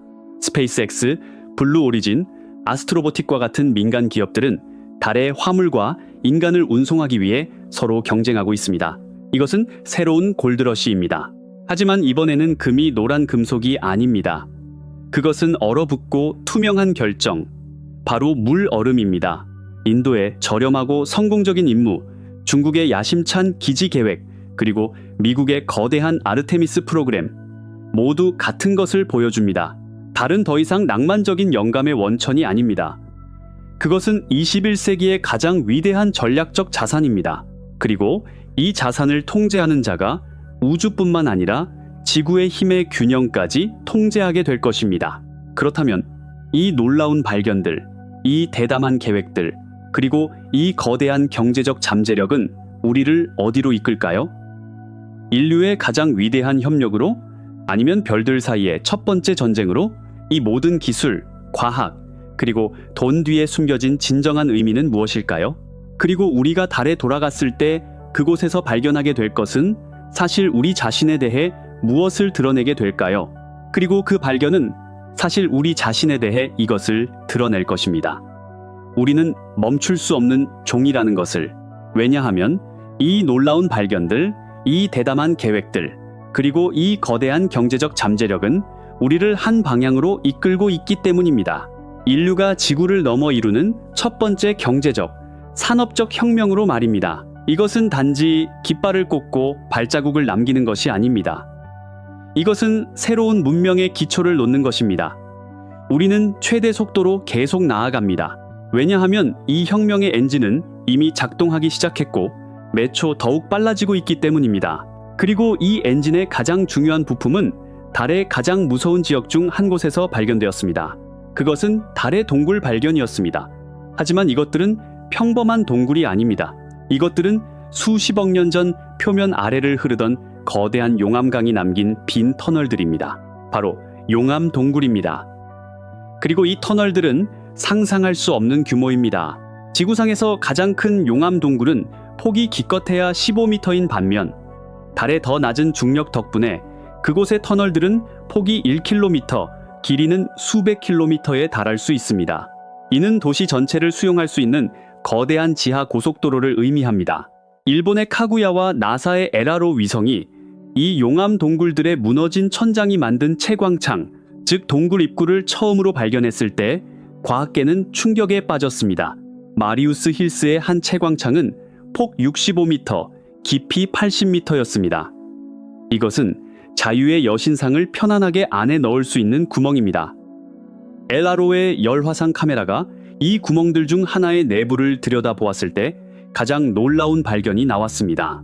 동굴 내부의 온도는 달 표면의 지옥 같은 온도 변동으로부터 완전히 차단되어 있었습니다. 표면 온도가 플러스 127도에서 마이너스 173도, 섭씨 사이에서 300도 차이로 변하는 동안 동굴 내부는 1년 내내 안정적이고 온화한 마이너스 20도 섭씨를 유지했습니다.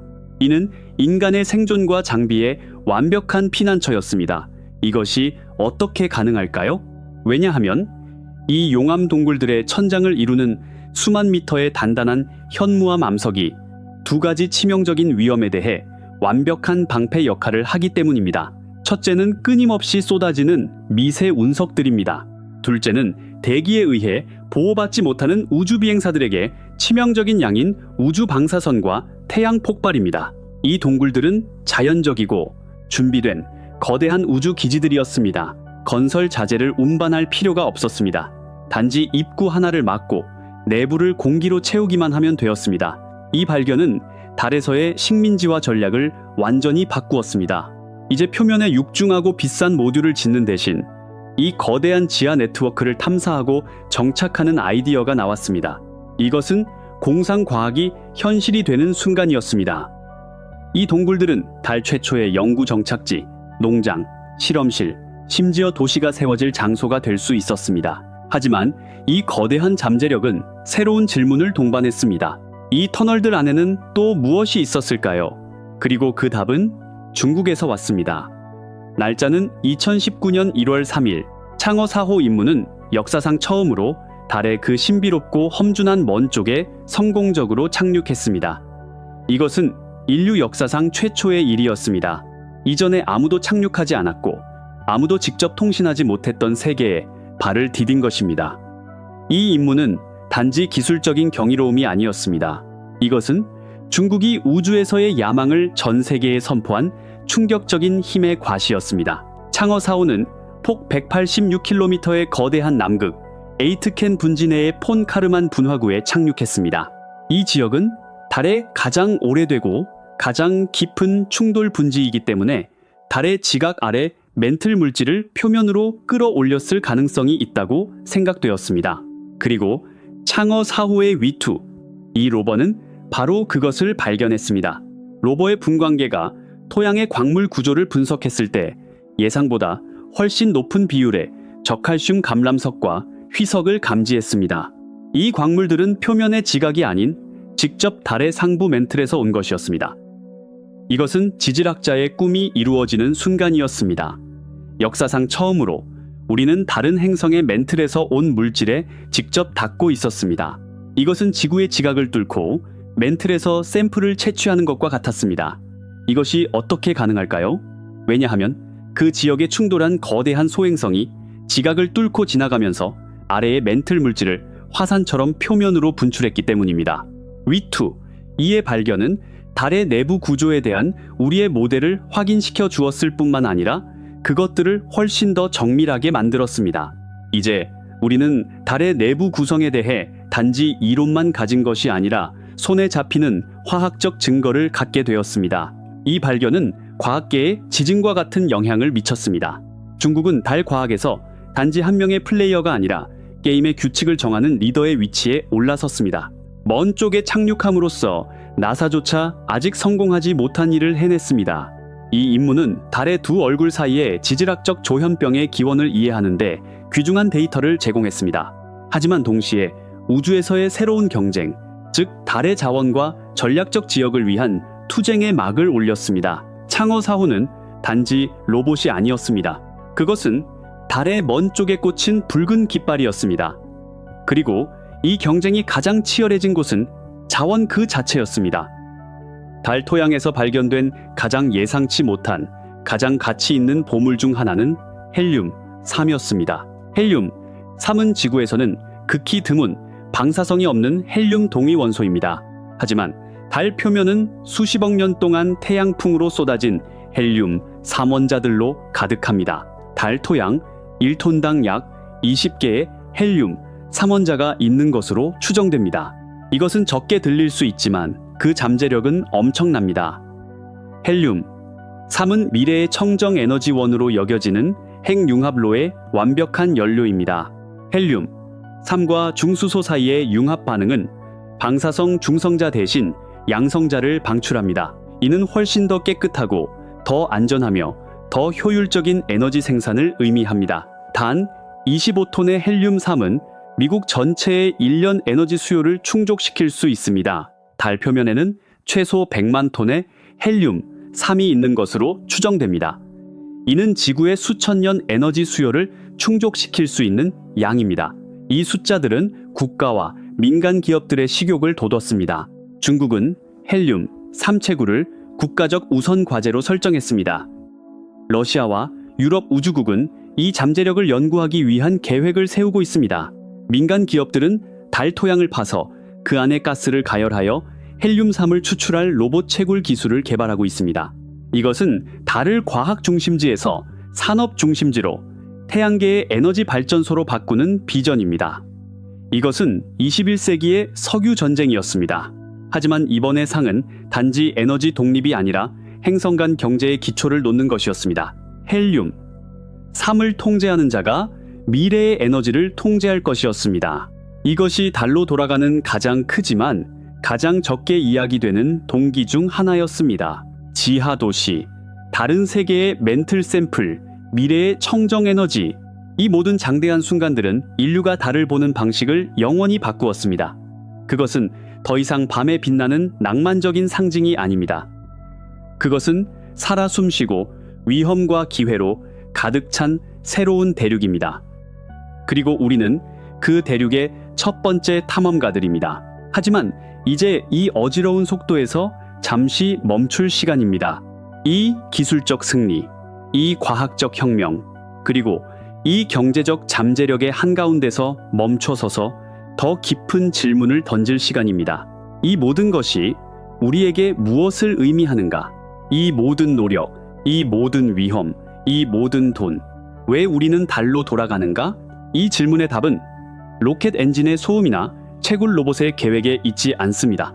그 답은 더 조용하고 더 철학적인 곳, 인간 존재의 가장 근본적인 욕망에 있습니다. 그리고 그 욕망이 달의 차갑고 조용한 어둠 속에서 우리 자신에 대해 무엇을 말해줄까요? 그리고 그 욕망은 달의 차갑고 조용한 어둠 속에서 우리 자신에 대한 가장 근본적인 진실을 말해줄 것입니다. 하지만 이제 그 어지러운 속도, 그 기술적 승리와 경제적 계획의 소음에서 잠시 벗어날 시간입니다. 멈춰서 생각할 시간입니다. 이 모든 분주함 속에서 가장 중요한 질문을 스스로에게 던질 시간입니다. 이 모든 것이 우리에게 무엇을 의미하는가? 이 모든 노력, 이 모든 위험, 이 모든 자원, 단지 로켓 연료나 헬륨-3을 위해서일까요? 아닙니다. 답은 로켓 엔진의 소음이나 채굴 로봇의 계획에 있지 않습니다. 그 답은 더 조용하고 더 철학적인 곳, 인간 존재의 가장 근본적인 욕망에 있습니다. 그리고 이제 달로 돌아가는 그 장대한 순간들의 빗속에서 우리는 우주에서의 우리 위치를 다시 묻고 있습니다. 스미스 협정과 같은 국제협력은 다른 국가들을 공동의 목표를 위해 하나로 모아 지구상의 정치적 긴장을 넘어설 잠재력을 제공합니다. 달은 우리 모두의 공동 유산입니다. 그리고 그 유산을 지키는 것은 우리 모두의 공동 책임입니다. 하지만 이 이상적인 그림 뒤에는 훨씬 더 어둡고 위험한 현실이 숨어 있습니다.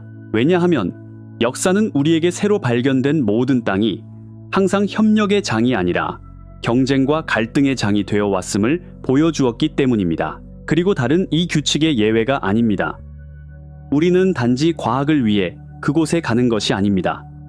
우리는 전략적 우위를 위해, 경제적 이득을 위해, 국가적 자부심을 위해 갑니다.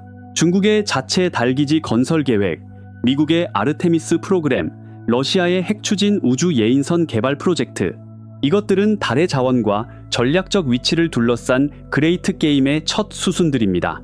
물 얼음이 있는 그 남극 분화구들은 미래의 수에즈 운하나 호르무즈 해협이 될 수 있습니다. 그리고 그 지역들을 통제하는 자가 달에서, 심지어 지구에서의 힘의 균형을 바꿀 수 있습니다. 이것은 달을 평화로운 과학공원에서 군사화된 전초기지로 바꿀 위험을 내포한 비극적인 잠재력입니다. 하지만 아마도 희망은 바로 이 위험의 크기에 있을 것입니다. 왜냐하면 달에서의 갈등의 결과가 너무나 파괴적일 수 있어서 이것이 국가들을 협력하도록 강제할 수 있기 때문입니다. 마치 남극 조약이 그 대륙을 평화와 과학에 바친 것처럼 달을 위해서도 새로운 보편적인 규칙이 필요합니다. 당신도 일상생활에서 이 긴장을 겪고 있지 않습니까? 자신의 이익을 지키면서도 더 큰 공동체의 일부가 되려는 그 미묘한 경계 위를 걷고 있지 않습니까? 달은 우리 개인적인 투쟁의 행성적 규모의 반영입니다. 그것은 우리에게 우리의 가장 좋은 면, 즉 단결하고 공동의 꿈을 꾸는 능력과 우리의 가장 나쁜 면, 즉 분열하고 경쟁하려는 경향을 보여주는 거대한 거울입니다. 그리고 그 거울에서 어떤 얼굴을 볼지는 우리 손에 달려 있습니다. 이것은 단지 달의 미래뿐만 아니라 우리 자신의 미래에 대한 가장 중요한 선택이 될 것입니다. 가깝지만 멀고 강하지만 약하며 통합적이지만 분열적인 달로의 복귀는 이 깊은 철학적 역설들을 동반합니다. 그것은 단지 물리적인 여정이 아니라 우리 종의 영혼을 향한 탐험입니다. 하지만 이 철학적 성찰을 넘어 달이 우리에게 제공하는 더 근본적인 선물이 있습니다. 그리고 그 선물은 기술이나 경제에 있지 않습니다. 그것은 우리의 관점에 숨겨져 있습니다. 그리고 이 관점의 변화는 아마도 우리가 달로 돌아가는 가장 지속적이고 가장 가치 있는 유산이 될 것입니다. 왜냐하면 달은 우리에게 우주뿐만 아니라 지구와 우리 자신을 새로운 눈으로 볼 기회를 주기 때문입니다. 이것은 개관 효과, Overview Effect 라고 알려진 우주 비행사들이 우주에서 지구를 바라볼 때 경험하는 그 깊고 인지적이며 영적인 변화입니다. 그리고 이제 이 효과를 소수의 우주 비행사뿐만 아니라 모든 인류가 경험할 잠재력이 있습니다. 이 새로운 관점은 우리를 네 번째이자 아마도 가장 중요한 역설과 마주하게 합니다. 달은 과거의 생명 없는 기념비이자 동시에 미래의 가장 역동적인 씨앗이라는 것입니다. 한편으로 달 표면은 태양계 45억 년 역사가 쓰인 훼손되지 않은 양피지입니다.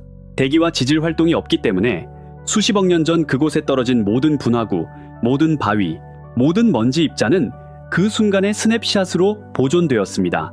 아폴로 임무가 가져온 암석들은 태양계가 어떻게 형성되었는지, 지구와 달의 초기 시절, 그리고 심지어 생명의 기원에 대한 단서를 이해하게 해주었습니다. 달은 거대한 박물관입니다. 그곳의 모든 분화구는 과거에 일어난 격렬한 충돌의 조용한 증인입니다. 그곳의 모든 레골리스 입자는 수십억 년간의 우주 폭격의 이야기를 들려줍니다. 달을 보는 것은 시간을 거슬러 올라가는 것입니다. 그것은 우주와 우리 과거에 얼어붙은 기록입니다. 이것은 비극적인 부동성입니다. 왜냐하면 그곳은 생명과 변화가 없는 시간이 거의 멈춘 곳이기 때문입니다. 그것은 우리에게 모든 것이 결국 어떻게 끝날지, 식고 침묵에 잠길지를 상기시키는 기념비적인 무덤입니다. 다른 우주적 엔트로피, 즉 질서에서 무질서로 향하는 그 피할 수 없는 행진의 가장 구체적인 예입니다. 하지만 이 생명 없는 박물관에 바로 심장부에서 가장 역동적이고 가장 희망적인 미래가 싹트고 있습니다. 왜냐하면 달의 그 오래된 먼지는 동시에 미래 문명의 원자재이기 때문입니다. 그 생명 없는 암석들 속에는 물, 산소, 규소, 철, 티타늄, 그리고 헬륨, 삶과 같이 지구를 넘어 생존하고 번성하게 해줄 모든 것이 있습니다. 그 과거의 기념비는 동시에 미래의 건설 현장입니다. 우리가 그곳에 세울 기지들, 그 흙으로 3D 프린터로 인쇄할 건물들, 그 물에서 생산할 로켓 연료, 모두 그 오래되고 생명 없는 물질을 가져다 새로운 생명, 새로운 목적을 부여하는 행위입니다. 우리는 단지 과거를 읽기 위해 달에 가는 것이 아닙니다. 우리는 그곳에 미래를 쓰기 위해 갑니다. 이것은 인류의 가장 근본적인 능력, 즉 무생물에서 의미와 목적을 창조하는 능력의 가장 위대한 표현입니다. 마치 우리 조상들이 진흙으로 항아리를, 돌로 도구를 만들었듯이 우리는 달의 먼지로 새로운 세계를 건설할 것입니다. 당신도 인생에서 이것을 하고 있지 않습니까? 과거의 경험, 기억, 심지어 고통을 가져다 그것들을 미래를 위한 교훈, 힘으로 바꾸고 있지 않습니까? 달은 우리에게 과거가 단지 짐이 아니라 미래를 건설할 기반임을 상기시킵니다. 그것은 묘비이자 동시에 탄생지입니다. 그리고 이 둘 사이의 공백을 채우는 유일한 것은 우리의 상상력, 지성, 그리고 노동의 의지입니다. 그리고 이 건설 과정은 우리를 5번째 역설, 즉 시간의 본질에 대한 대면으로 이끕니다. 달은 지질학적 시간의 무한한 느림과 인간 시간의 숨막히는 속도를 동시에 담고 있다는 것입니다. 한편으로 달의 모든 것은 우리의 이해를 넘어서는 느림으로 일어납니다. 분화구가 형성되는 데는 1초도 채 걸리지 않지만 그 분화구의 가장자리가 미세 운석에 의해 마모되는 데는 수백만 년이 걸립니다. 월지는 몇 시간 동안 지속될 수 있지만 다음 큰 지진에 필요한 장력이 쌓이는 데는 수천 년이 걸립니다. 극지방의 그 얼음층들은 수십억 년 동안 하나하나의 물 분자들이 쌓여 형성되었습니다. 달에서의 시간은 강처럼 흐르지 않고 얼음이 녹는 것처럼 거의 감지할 수 없는 느림으로 흐릅니다. 그곳에서의 하루는 지구의 29.5일과 같습니다. 이것은 모든 것이 정지되고 변화가 거의 불가능한 깊고 명상적인 시간 척도입니다. 이것은 우주 자체의 심장 박동입니다.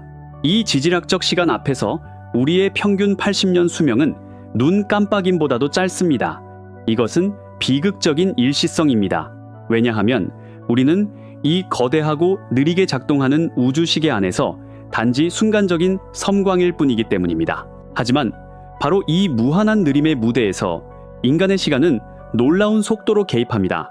우리는 그 수십억 년의 침묵을 불과 수십 년 만에 로켓의 소음, 드릴의 소리, 그리고 기지의 불빛으로 깨뜨립니다. 찬드라얀 3가 그 남극에 착륙하는 데는 계획부터 실행까지 단 4년이 걸렸습니다. 아르테미스 프로그램은 10년 안에 달의 영구적인 존재를 구축하는 것을 목표로 합니다. 우리의 시간 척도는 달의 그것에 비해 번개와 같습니다.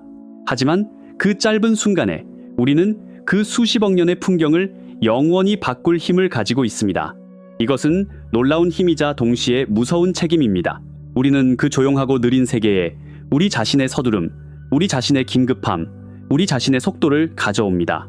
그리고 이 속도 속에서 그 느림이 우리에게 가르쳐 줄 수 있는 지혜를 놓칠 위험이 있습니다. 하지만 동시에 그 속도를 이용하여 그 느린 세계의 비밀을 이전보다 훨씬 더 빨리 풀 기회도 있습니다. 당신도 자신의 인생에서 이 2시간 척도 사이를 오가지 않습니까? 한편으로는 경력, 관계, 인생의 느리고 장기적인 목표가 있습니다. 다른 한편으로는 매일, 매 시간이 가져오는 그 끝없는 서두름과 긴급함이 있습니다. 달은 우리에게 이 2가지 시간을 모두 상기시킵니다. 큰일은 시간이 걸리기 때문에 인내해야 한다는 것과 우리 인생이 너무 짧기 때문에 긴급하게 행동해야 한다는 것을 말입니다. 그것은 우리에게 영원과 순간을 동시에 살게 합니다. 그리고 이 두 시간을 균형 잡는 것은 단지 달에서뿐만 아니라 여기 지구에서도 현명한 삶을 사는 열쇠입니다. 가깝지만 멀다. 강하지만 약하다. 통합적이지만 분열적이다. 과거의 기념비지만 미래의 씨앗이다. 무한한 느림이지만 숨막히는 속도다. 달로의 복귀는 우리를 이 깊은 철학적 역설들과 마주하게 함으로써 단지 우주뿐만 아니라 인간이란 무엇인가를 다시 이해하게 합니다. 그것은 단지 물리적인 여정이 아니라 우리 종의 영혼을 향한 탐험입니다. 이제 우리는 달이 기이한 이유가 사실 우리 자신의 기이함의 반영임을 압니다. 하지만 이 모든 생각, 모든 역설을 넘어 이 여정이 우리에게 가르쳐준 마지막 교훈이 하나 더 있습니다.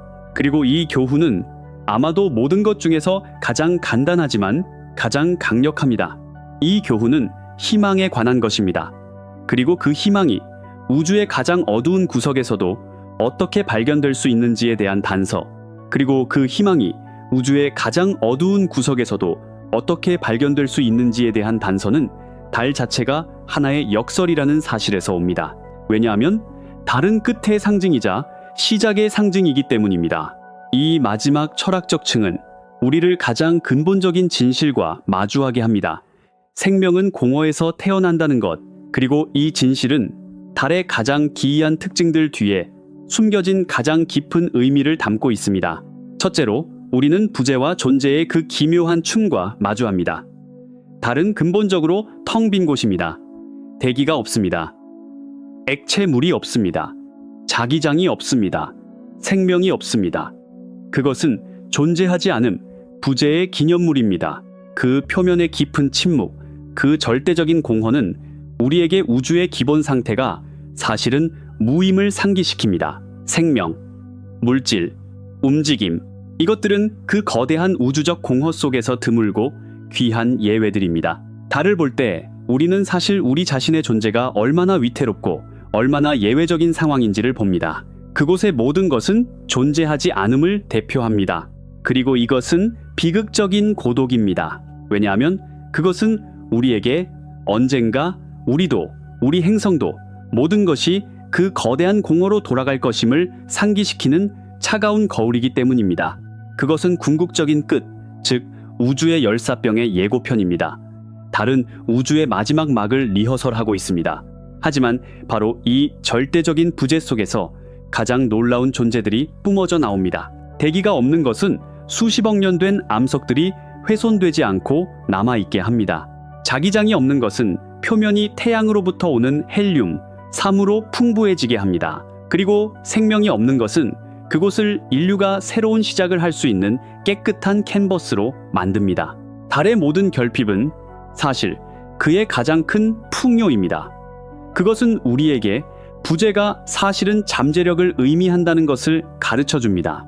마치 빈 땅이 새 건물을 위해, 빈 캔버스가 새 그림을 위해 잠재력을 가지고 있는 것처럼 말입니다. 달의 공허는 우리의 꿈, 계획, 그리고 미래로 채워달라는 초대입니다. 당신도 인생에서 그런 순간을 겪어보지 않았습니까? 무언가 끝나고 공허가 생겼을 때 그 공허가 사실 새로운 시작을 위한 얼마나 큰 기회인지를 깨닫지 않았습니까? 달은 우리에게 모든 끝 안에 시작이 있고 모든 부재 안에 존재의 잠재력이 있음을 보여줍니다. 그것은 우리에게 공허를 두려워하지 말라고. 왜냐하면 창의성과 생명이 바로 그 공허에서 태어난다고 속삭입니다. 이 창의성은 우리를 또 다른 깊은 역설로 이끕니다. 바로 불완전함의 완벽함입니다. 달은 매끄럽고 완벽한 구가 아닙니다. 그것은 온통 상처투성이입니다. 수십억 년간의 충돌로 생긴 분화구들, 수축으로 인한 균열들, 비대칭적인 구조, 그것은 결함이 있고 비대칭적이며 혹사당한 세계입니다. 그 표면의 모든 분화구는 과거에 일어난 트라우마, 재앙의 흔적입니다. 그것은 우리에게 우주가 질서 있고 예측 가능한 곳이 아니라 오히려 폭력적이고 혼란스러우며 위험한 곳임을 상기시킵니다. 이것은 우주적 폭력의 비극적인 증거입니다. 왜냐하면 달의 그 상처 입은 얼굴은 우리에게 우리가 얼마나 무방비 상태이며 언제라도 재앙이 닥칠 수 있음을 보여주기 때문입니다. 그것은 우주가 우리에게 무관심하다는, 심지어 적대적이라는 상징입니다. 달의 모든 결함은 그것이 얼마나 부서진 세계인지를 강조합니다. 하지만 이 결함들 하나하나가 동시에 달을 독특하고 흥미롭게 만드는 것입니다. 그 분화구들이 없었다면 그 영구 음영 지역들과 그 안의 물얼음은 결코 형성되지 않았을 것입니다. 그 균열들과 단층선들이 없었다면 우리는 달의 내부 역학을 결코 이해하지 못했을 것입니다. 그 비대칭성이 없었다면 우리는 행성 형성에 대한 우리의 이론을 시험할 수 없었을 것입니다. 달의 모든 결함은 사실 그의 가장 귀중한 과학적 보물입니다. 그것은 우리에게 완벽함은 지루하지만 불완전함은 성격, 역사, 그리고 깊이를 의미한다는 것을 가르쳐 줍니다. 그것은 우리에게 무언가가 아름답고 가치 있기 위해 완벽할 필요는 없다는 것을 보여줍니다. 마치 삶의 흔적을 담은 얼굴이 매끄러운 얼굴보다 더 흥미롭고 아름다운 것처럼 말입니다. 당신도 자신의 인생에서 자신의 결함과 화해하려고 노력하고 있지 않습니까? 과거에 저지른 실수, 겪었던 어려움, 지니고 있는 그 상처 자국들, 모두 당신을 당신답게 만드는, 당신에게 그 독특한 성격과 깊이를 주는 것들이 아닙니까? 달은 우리에게 우리의 결함에 대해 부끄러워하지 말라고, 왜냐하면 그것들이 사실 우리의 가장 큰 힘이자 가장 귀중한 스승이 될 수 있음을 상기시킵니다. 그것은 상처 입은 현자입니다. 그리고 그 상처들로부터 우주의 가장 깊은 비밀들이 새어나옵니다. 그리고 이 비밀들은 우리를 이 철학적 여정의 마지막 정거장, 마지막 역설로 이끕니다. 바로 고독이 가져오는 깊은 유대감입니다. 달은 우주의 그 끝없는 공허 속에서 홀로 떠돕니다. 그것은 외로운 세계입니다. 하지만 그 고독 속에서 사실 우리에게 우리가 얼마나 서로 연결되어 있는지를 보여줍니다. 한편으로 달의 그 홀로선 모습은 우리 실존적 고독의 가장 강력한 은유입니다. 우리 각자는 자신의 의식, 자신의 생각, 자신의 감정 속에 갇힌 외로운 개인입니다. 아무도 우리가 느끼는 것을 완전히 이해할 수 없습니다. 아무도 우리의 꿈을 완전히 볼 수 없습니다. 이것은 인간 존재의 비극적인 진실입니다. 우리는 수십억의 사람들 속에서도 근본적으로 외롭습니다. 달의 그 차갑고 조용한 모습은 이 내면의 고독을 우리에게 투영합니다. 하지만 달은 동시에 그 고독을 넘어서는 유대의 상징이기도 합니다. 왜냐하면 당신, 나, 일본의 한 사람, 브라질의 한 사람, 우리 모두 고개를 들면 같은 달을 보기 때문입니다. 그것은 모든 인류, 모든 문화, 모든 역사를 하나로 묶는 공통의 기준점입니다. 그것은 우리에게 언어, 종교, 인종에 상관없이 우리 모두가 같은 행성의 자녀이며 같은 하늘 아래 사는 가족임을 상기시킵니다.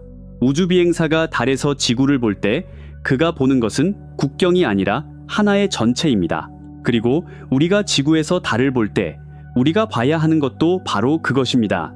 달은 우리에게 개인적으로는 얼마나 외로울지라도 한 종으로서 서로 얼마나 연결되어 있는지를 보여줍니다. 이것은 고독 속의 아름다운 유대입니다. 왜냐하면 우리 자신의 고독을 받아들일 때만이 다른 사람들과 진정한 유대를 맺을 수 있기 때문입니다. 당신도 가장 외롭다고 느꼈을 때 친구, 가족, 심지어 낯선 사람이 내민 손이 얼마나 소중한지 느끼지 않았습니까? 그 순간이 당신 자신의 고독이 사실은 모두가 공유하는 보편적인 감정임을 깨달은 순간이 아닙니까? 달은 우리에게 고독이 끝이 아니라 시작임을 가르쳐줍니다. 그것은 다른 사람에게 다가가려는 욕망, 유대를 맺으려는 필요의 시작입니다. 달의 고독은 우리를 하나로 모으는 가장 강력한 힘입니다. 부재 속의 존재, 불완전함 속의 완벽함, 고독 속의 유대. 이 철학적 여정의 끝에서 우리는 깨닫습니다. 달의 기이함은 사실 삶 자체의 기이함이라는 것을, 그것은 우리에게 우주가 흑과 백이 아니라 무한한 회색 톤과 무한한 역설로 이루어져 있음을 보여주는 현자입니다. 이제 우리는 달이 단지 바위 조각이 아니라는 것을 압니다. 그것은 거울입니다. 그리고 그 거울에서 우리는 우리 자신의 가장 깊은 두려움, 가장 큰 희망, 가장 복잡한 모순, 그리고 가장 단순한 진실을 봅니다. 이 긴 여정은 달 표면의 균열에서 시작하여 우리 자신의 영혼 깊은 곳까지 이어졌습니다. 그리고 이제 이 여정의 끝에 서서 우리는 답보다는 더 나은 질문들을 손에 쥐고 있습니다. 그리고 아마도 가장 중요한 것은 새로운 관점입니다. 이제 우리는 하늘을 볼 때 단지 밝은 원반을 보는 것이 아닙니다. 그곳에서 작아지고 흔들리며 물을 생산하고 두 얼굴을 가졌으며 결함이 있지만 아름답고 외롭지만 통합적인 세계를 봅니다. 그리고 그 세계의 이야기가 사실 우리의 이야기임을 깨닫습니다. 이 여정에서 우리는 달의 기이함과 우주에서의 우리 위치를 보았습니다. 하지만 제가 여러분께 말씀드리지 않은 것이 하나 있습니다. 이 우주는 단지 팽창하는 것이 아닙니다. 그것은 스스로를 찢으며 파괴되고 있습니다. 그리고 이 일을 하는 힘은 매초 우리 사이의 공간을 더욱 넓히는 보이지 않고 멈출 수 없는 암흑 에너지입니다. 다음 여정에서는 우주를 파괴하는 이 힘의 비밀을 탐사할 것입니다. 준비되셨습니까?